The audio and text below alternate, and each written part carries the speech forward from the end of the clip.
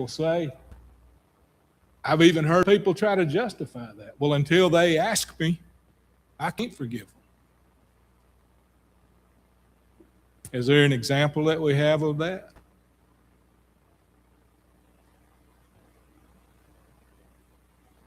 "70 times 7, that's a command.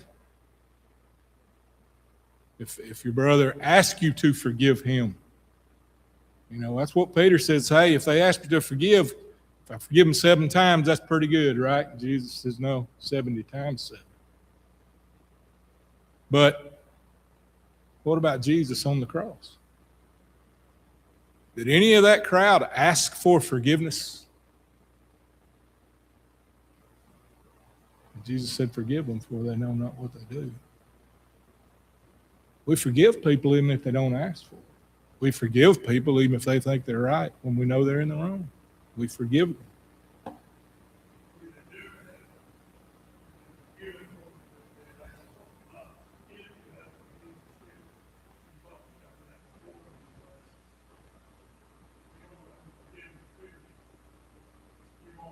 Okay.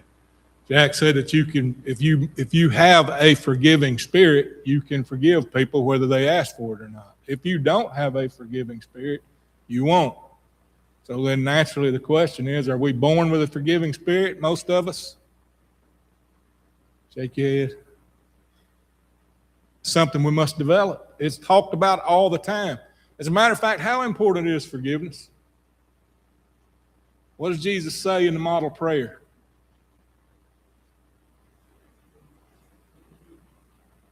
After he says that prayer, he says we're to say, forgive us our trespasses and forgive those who trespass against us. He gets to the end, he said, if you don't forgive others, then you won't be forgiven.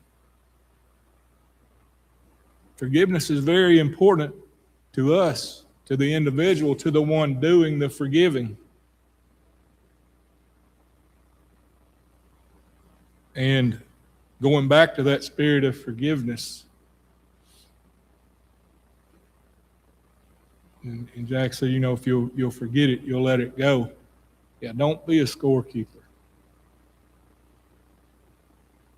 I forgave you last time, because usually our interactions with each other, but if we're close like we're supposed to be, we're interacting with each other quite a bit. So it's not like this one-time thing, and it's not like I'm the only one that needs to forgive. Sometimes I need to be forgiven. We don't need to keep score. Well, I forgave you last time. It's your turn to ask me or whatever. We need to forgive. And Paul answers it in this verse as to whether or not we can forgive someone when he goes on and he says, even if any man have a quarrel against any. This doesn't say anything about anybody asking someone to forgive them. If you've been wronged, if there's a problem between two, it could be both of you are wrong, both of you are right, or forgive. You forgive. Think about Paul and Barnabas. And it says the contention became so strong between the two that they parted company. They had an issue, and it didn't get to the point of needing forgiveness, but I feel like if both of them felt like there was a need to forgive, that they did without having to be asked, right? And they moved on. We must develop an attitude that is quick to forgive. We don't stew on it. You go back to verse 12, that humbleness of mind. A lot of times we get our feelings hurt. We feel like we need to forgive somebody when, no, we really don't. If we have that humbleness of mind that says, who am I? Who am I that I should demand forgiveness from anyone? We will be quick to forgive. If we have that humbleness of mind that says, I make more mistakes than anybody, we'll be quick to forgive. And forgiveness benefits both parties. We all know those lessons. Who does it hurt the most? The one that won't forgive, right? That turns into grudges, and then it just goes on, and it eats you up. And some people, just by virtue of how they are, whether they're proud, whether they don't know how to read the room, so to speak, or whatever it happens to be, they're never going to ask for forgiveness. They don't even know that they've done anything wrong. You know, we all know those people too, right? They never have done anything wrong. They're right about whatever the situation is. They're not going to ask somebody to forgive them. And if you wait for that, it's just stopping you from doing what you need to do, moving forward. But those who want to be forgiven and recognize relieving them of that debt, it benefits both parties. And it's crucial in any close relationship. You have to be forgiving of one another. Forgiveness, it places value on harmony between those in a relationship. You know, think about God and Christ. That's what I was thinking when I wrote that down. God didn't want there to be enmity between us. He didn't want sin to be between us and him. And he forgave us. Of course, I am not talking when I got to be careful when I say this. He didn't just up and forgive us, right? We have to change our life. We have to ask God to forgive us when we talk about obeying the gospel. And he gave Jesus for that. God died for us because of our sins, but it showed how much God wanted harmony between us and him. And forgiveness shows how much value we place on harmony between one another. Forgiveness is a manifestation of caring and of love. Do you care if you've done something wrong to somebody you love, whether or not they forgive you? And if you've been wronged by somebody that you love, do you forgive them, or you just let that sit there?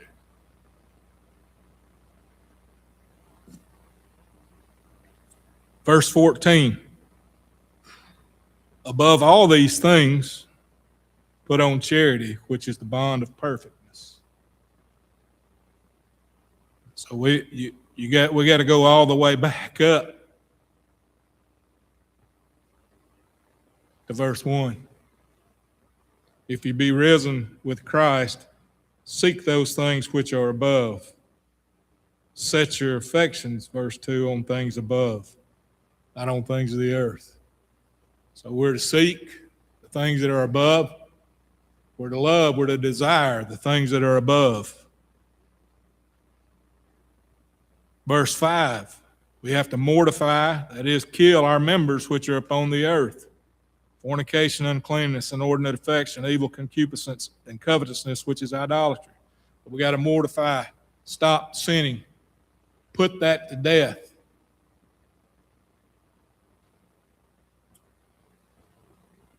Verse 8, we have to put off anger, wrath, malice, blasphemy, filthy communication.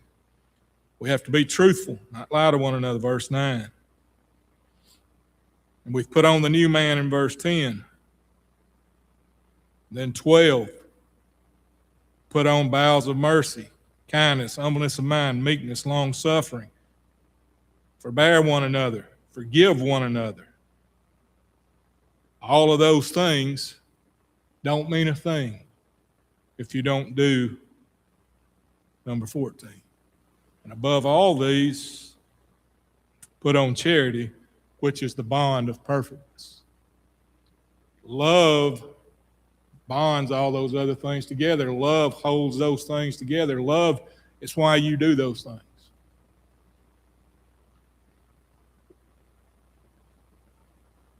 Love is the linchpin, right? We use that term. What's a linchpin?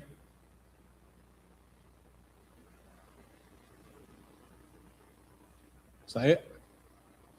Yeah, it's a pin that holds things together. In the aviation world, and I'd never heard this until the Aviation Command, the Army Aviation Command moved from St. Louis back in '97 down here.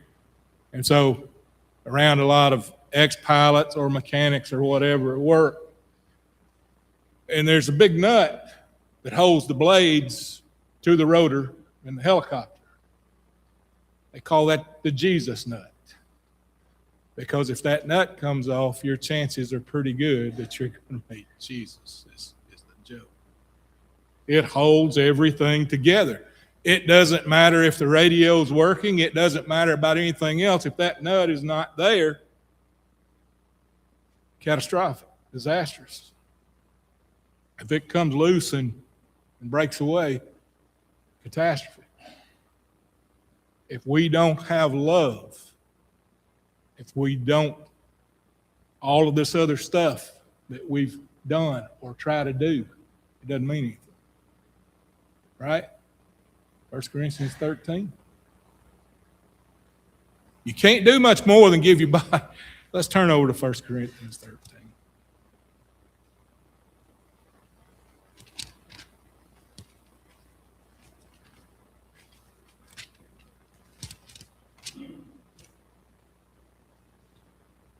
Though I speak with the tongues of men and of angels and have not charity, I am become a sounding brass or a tinkling cymbal.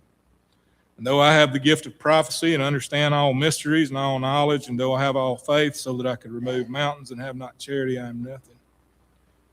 And though I bestow all my goods to feed the poor, and though I give my body to be burned and have not charity, it profiteth me nothing.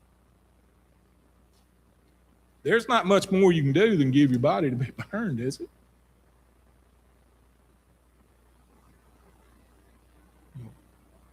If you give your life, you've given it all, haven't you? And Paul says you can give up your life. You can willingly do it. But if you don't have love as your motivation, it profits nothing. And that's the idea here behind putting that above all things, put on charity. And it is the bond of perfectness. It is the bond of completeness. It's what holds everything together. And if you want to think about the body, the church, the congregation, if you will, if we're going to be bound perfectly, we're bound by love. That's the idea there. Verse 15, let the peace of God rule in your hearts, to the which also ye are called in one body, and be ye thankful. So the word rule here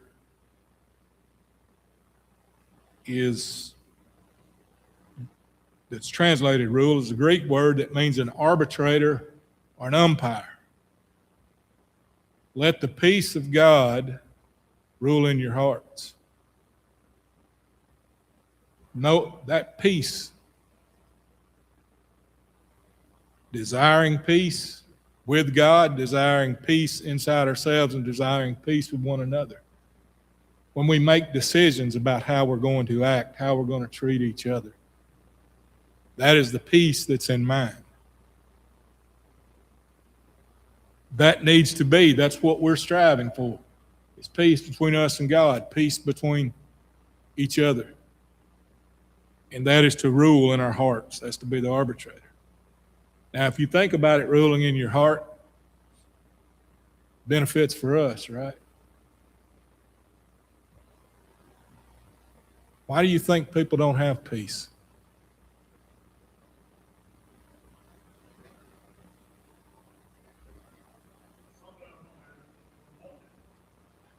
Some people don't have it because they don't want it. Any of y'all know anybody like that?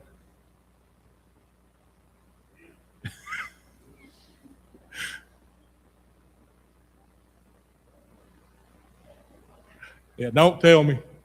All of us know somebody like that, right? Right? They're not happy unless there's something stirred up. They don't want peace. But most of us, and typically we say something's wrong when a person doesn't want peace, right? Most of us want peace, and we want peace within and without. So that's one. Don't want it. Some people don't have peace within because they don't want it. Well, what's another reason that we don't have peace within? Spend too much time living in the past, Bill said. Things that have happened, not going to change. You can't go back in time. And that's whether it's good or bad, right? I can be seeking my glory days. I don't have any peace. I can't do what I used to do. Even though I can read exactly, read Ecclesiastes, and it talks about what happens when we get older, right? I know it. I recognize it. But I'm trying to reach back. Or someone wronged me, getting back to the forgiveness part. And I can't let it go. What's another reason we don't have peace?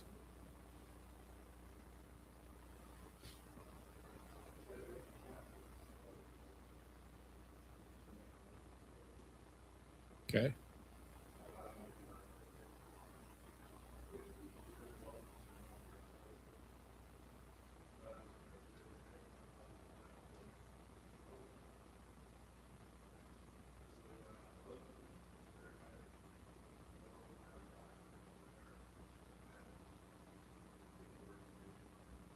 Okay.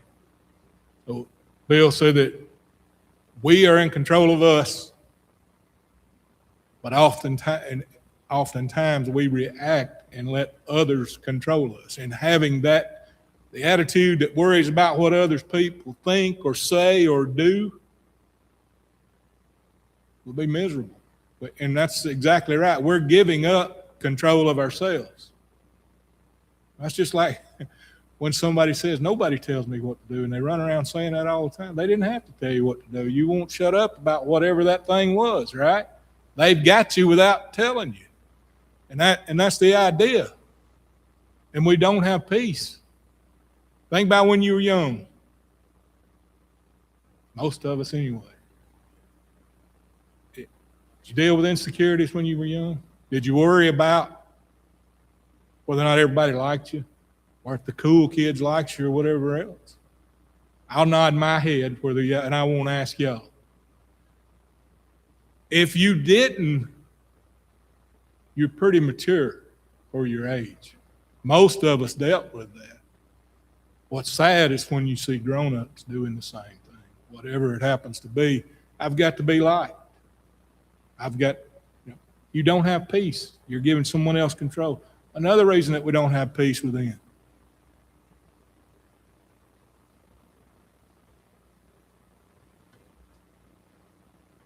I'll give you one because and it's similar to what Bill said, we're focused on the here and now. Think about all that's going on in the world. And we don't have any control over it. And there are some awful things going on, and to the extent that we can influence or help, we should. But for the most part, those things we can't do anything about. But our focus is on that, not focusing on what Paul talked about in the first of this chapter, right? Set your mind on things that are above. Well, what's above? Eternal things. When are we going to reap them? After we're gone. That's why we don't have peace within, because we're not focusing on the things that matter. Go ahead, Jeff. You were going to say something? That's it. Go ahead.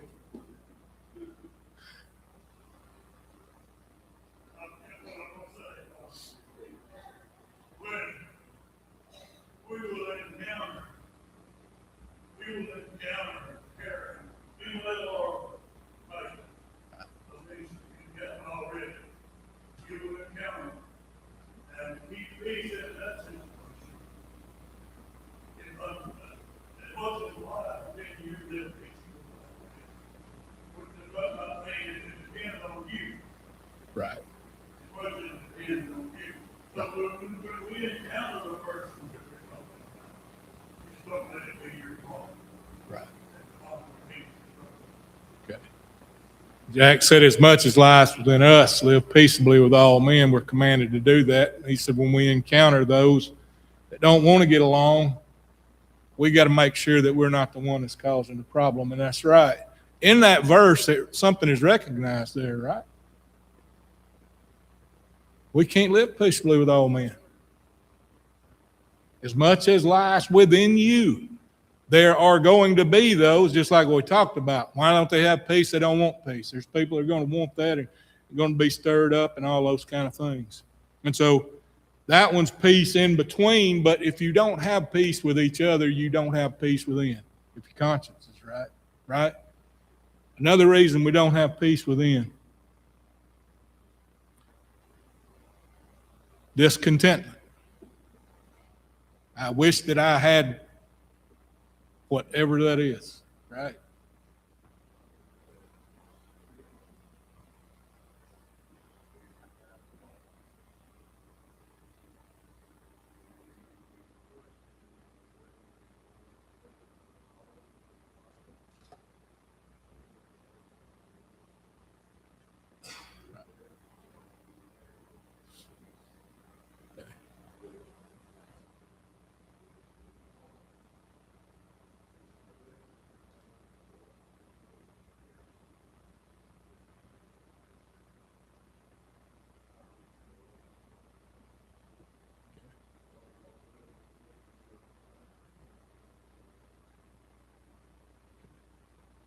Bill was saying discontentment.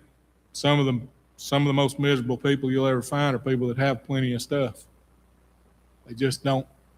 They trust in that stuff. And they're worried who's going to get that stuff when they're gone. They're worried if that stuff is going to be pulled out from under them. They're worried. And where they should be focused is God will take care of me regardless.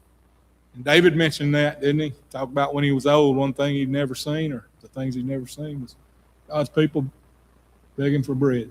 I'm paraphrasing, but that's what he said. God will take care of us.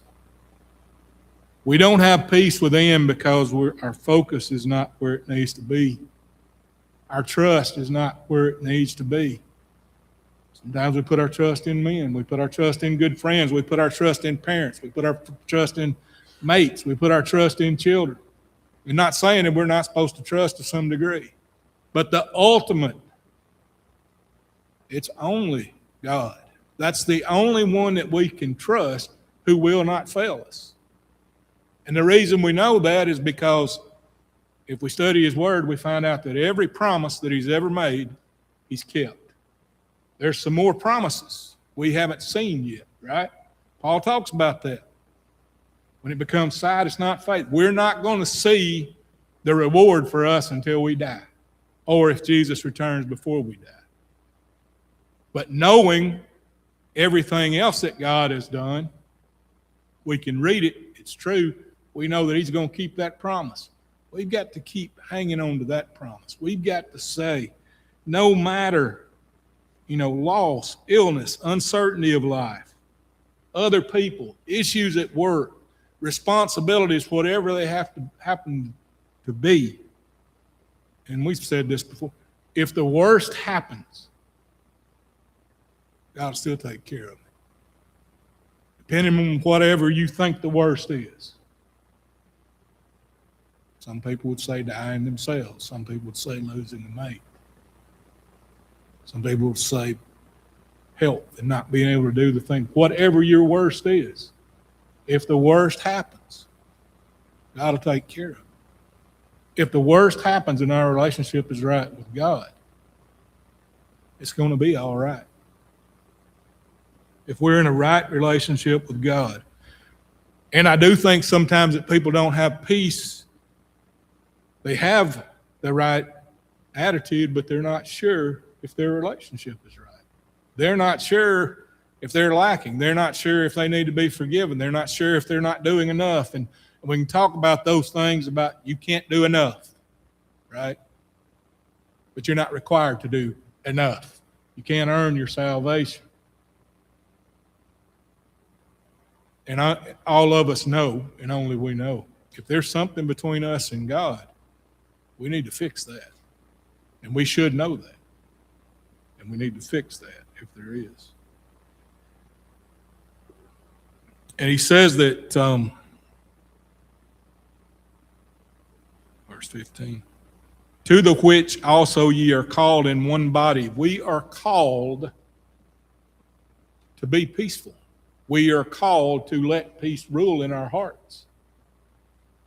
And the one body, what is the one body? And what is the church? Don't say the one body.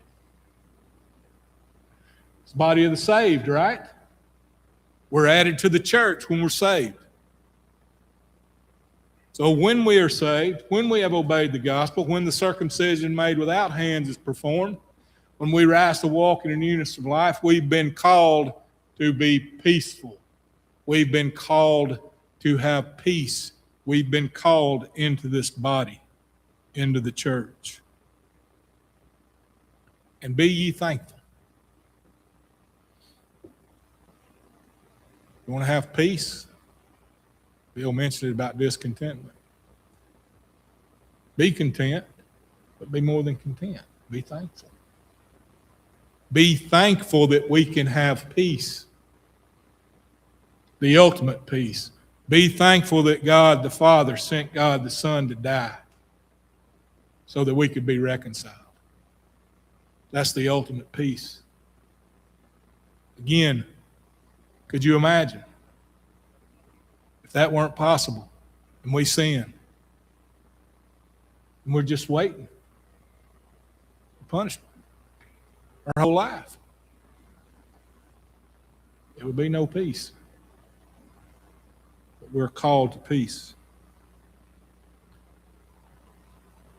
Verse 16. I won't get very far, but let the word of Christ dwell in you richly in all wisdom, teaching and admonishing one another in psalms and hymns and spiritual songs, singing with grace in your hearts to the Lord. So to let the word of Christ, what does it mean to dwell richly? What does richly mean?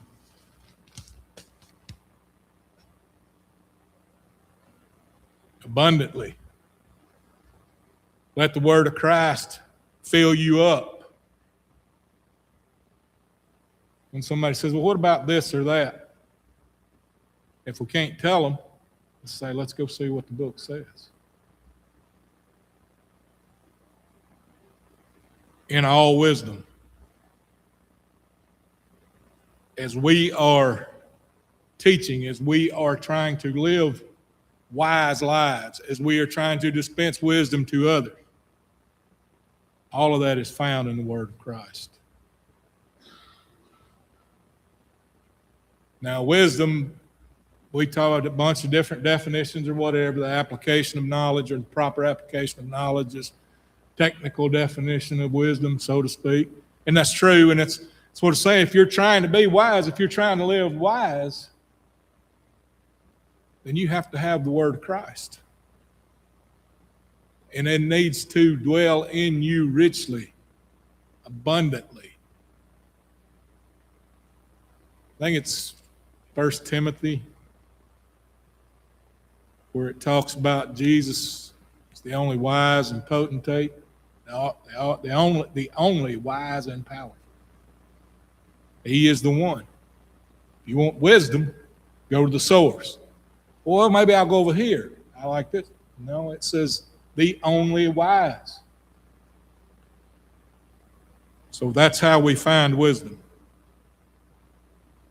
So then he says, teaching and admonishing one another in psalms and hymns and spiritual songs, singing with grace in your hearts to the Lord. So we know that this is one of our quote-unquote proof passages for a cappella music in the Lord's church. The lack of the instrument. The word psalm is the Greek word psalmos, and it means twang. It means pluck. It means a song that is set to music. According to Thayer, and I say that because that's usually what you will hear from somebody, right? That's what you hear. wait a minute, this song's set to music. And it means to pluck or to twang. The instrument is accompanying this song. That's what psalms are. Thayer says secondary definition is a pious song. So they recognized the fact that there were psalms, the book of Psalms, and they recognized the fact that they were set to music. But they didn't recognize the fact that playing was involved. The command is to sing. And there's two things, in my opinion, going on in this passage, two things that you are doing when you're worshiping in song. Teaching and admonishing. That's one. Those are the same thing. Teaching and admonishing one another. Admonish is to warn, but teaching and admonishing one another and singing with grace in your hearts to God. Goodwill toward God. It is worship and it is teaching that is being done. So the question becomes, how did God convey his thoughts to us?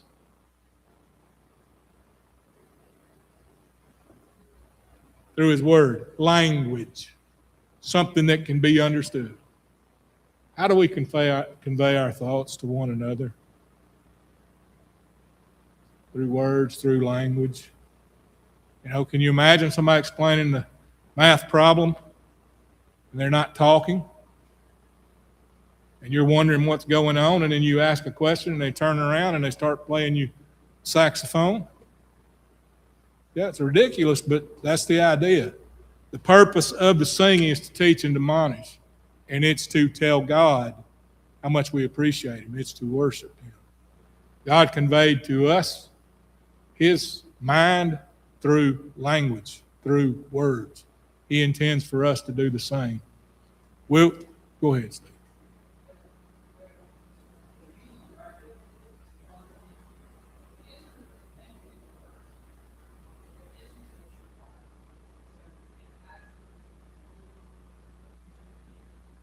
Right.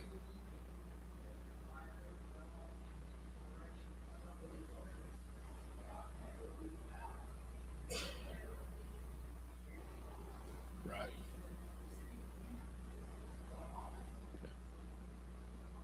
Okay. Well, Stephen was saying that it's almost plucking, what is being plucked here is the heart, because we're to sing within our heart. And then, of course, Ephesians 5:19, making melody in your heart. The heart there, it's even more, it's clear that the heart is the instrument that's being plucked. We'll talk about that more next week. Thank y'all for your help this morning.